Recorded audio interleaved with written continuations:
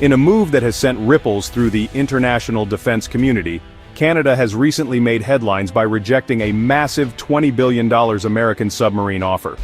This decision, which many saw as a foregone conclusion, given the long-standing military ties between the two countries, has surprised both allies and critics alike.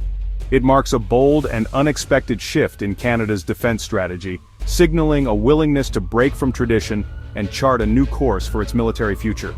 Rather than defaulting to its closest ally, Ottawa is now seriously considering advanced submarine designs from Germany's ThyssenKrupp, a company renowned for its cutting-edge naval technology and engineering expertise. South Korea's Hanwha Ocean Company has also emerged as a strong contender, offering modern capabilities that align with Canada's evolving maritime needs. This move highlights Canada's intent to prioritize its own operational requirements, such as Arctic navigation and under-ice capabilities, over simply maintaining the status quo.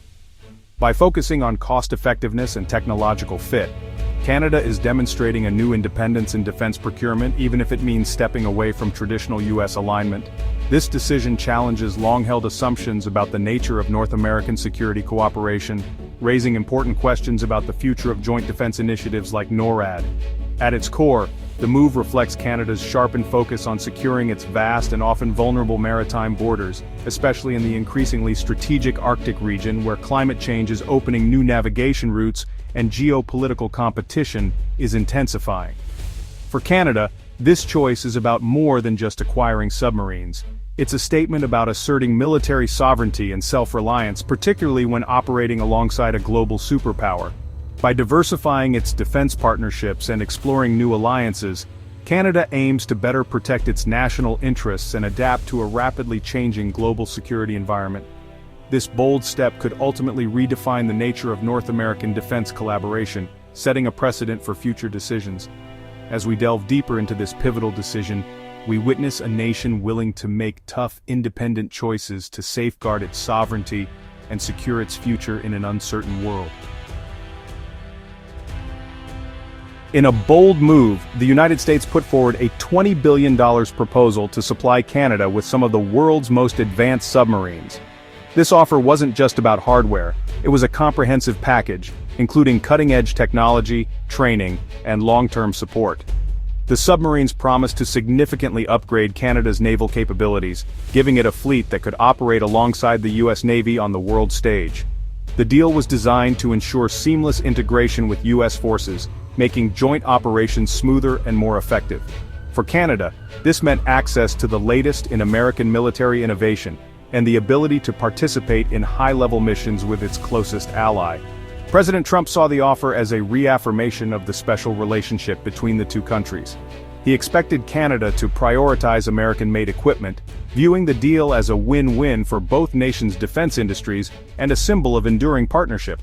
But when Canada hesitated, the rejection was perceived in Washington as a slight. It raised questions about whether American technology was truly sufficient for Canada's unique needs and whether the alliance was as strong as it appeared. The American offer centered on a variant of the proven Virginia-class submarine, renowned for its stealth, endurance, and advanced systems. This model promised not only technological sophistication but also full interoperability with U.S. and allied navies. However, this deep integration came with concerns. Canadian officials worried about becoming too dependent on the U.S. for maintenance, upgrades, and operational decisions, potentially limiting Canada's autonomy in critical situations. President Trump's famously transactional approach to international deals meant that terms could shift unexpectedly. This unpredictability made Canadian leaders wary, prompting them to look for alternatives that offered more control and fewer conditions. Ultimately, the Canadian government viewed the American offer as coming with too many strings attached, conditions that could compromise national interests or limit future flexibility. By exploring options from European and Asian partners, Canada is seeking greater flexibility, technological diversity, and independence in its defense procurement strategy.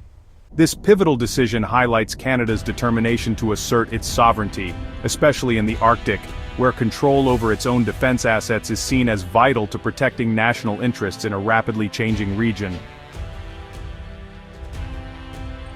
Canada's urgent need for new submarines stems from the troubled history of its current fleet. The Victoria-class submarines, bought second-hand from the UK in 1998, have been plagued with issues. Designed for the North Atlantic, they required costly modifications for Canada's diverse waters. Only one of the 4 submarines is currently seaworthy, leaving a critical gap in underwater defense. This vulnerability is especially concerning in the strategic Arctic region. The push for a new fleet aims to avoid past mistakes and secure a reliable, capable submarine force. Canada seeks a fleet purpose-built for its unique operational needs, including Arctic capabilities. The failure of the Victoria class highlights the importance of investing in robust defense procurement. Canada is considering Germany's ThyssenKrupp and South Korea's Hanwha Ocean Company for its new submarines. Both firms offer advanced, adaptable non-nuclear submarines suitable for Canada's needs. A key requirement is Arctic capability, with air-independent propulsion for extended submersion. These proposals include industrial benefits, like building parts in Canadian shipyards and creating jobs. Choosing these partners offers strategic independence, avoiding automatic alignment with U.S. naval strategies. This decision balances technology, economic benefits, and strategic autonomy for Canada. Canada's recent decision to bypass American industry in a major procurement deal has sent ripples through diplomatic circles, straining relations with Washington at a delicate time. The move is seen not just as a business choice, but as a signal of shifting priorities in Ottawa, raising eyebrows among U.S. officials who have long considered Canada a steadfast partner. President Trump, who often views international relations through the lens of transactional deals and personal loyalty, is visibly upset by what he perceives as a snub. For Trump, the rejection is more than a lost contract. It's a challenge to his approach to alliances and a blow to his image of American leadership on the world stage. The Canadian no is interpreted in Washington as a public rebuke, not just a missed business opportunity. It's a rare moment of open disagreement between two close allies, and it quickly becomes headline news, fueling speculation about the future of cross-border cooperation. Inside the White House, officials weigh possible responses. There is talk of diplomatic retaliation, which could affect not only trade but also joint efforts on security, intelligence sharing, and other key issues that have long defined the US-Canada partnership. This new friction puts the personal rapport between President Trump and Prime Minister Carney to the test. Their ability to navigate this crisis will shape the tone of bilateral relations for months, if not years, to come. The decision adds another layer of complexity to North American relations, which are already under strain from ongoing disputes over trade agreements, tariffs, and defense spending. Both countries rely on each other for economic stability and security, making the stakes especially high. In Ottawa, Canadian officials work to frame their decision as a practical, policy-driven move rather than a rejection of the U.S. alliance. They emphasize the need to act in Canada's best interests, while also reaffirming their commitment to shared values and cooperation. Behind the scenes, diplomats from both countries scramble to contain the fallout. Their goal is to reassure Washington of Canada's continued commitment to joint defense initiatives and to prevent the dispute from escalating further. Yet despite these efforts, Canada's move introduces a significant and potentially lasting point of tension in the bilateral relationship, leaving both sides to navigate a new era of uncertainty and recalibrated expectations. Rejecting the U.S. submarine offer risks retaliatory trade measures from the Trump administration. Industries like steel and aluminum could face tariffs, disrupting supply chains and causing economic uncertainty. The Canadian steel and aluminum sectors are vulnerable, with potential job losses and reduced investment. Ottawa may impose counter-tariffs, escalating into a broader trade war. The economic relationship between the U.S. and Canada is vast, and disruptions can have significant consequences. Prime Minister Carney's government must prepare for potential tariffs and trade disputes. The hope is that deep economic integration will prevent drastic measures. However, with the current U.S. administration, nothing is certain. Canada's submarine decision reflects a broader pattern of alliance strain under the Trump administration.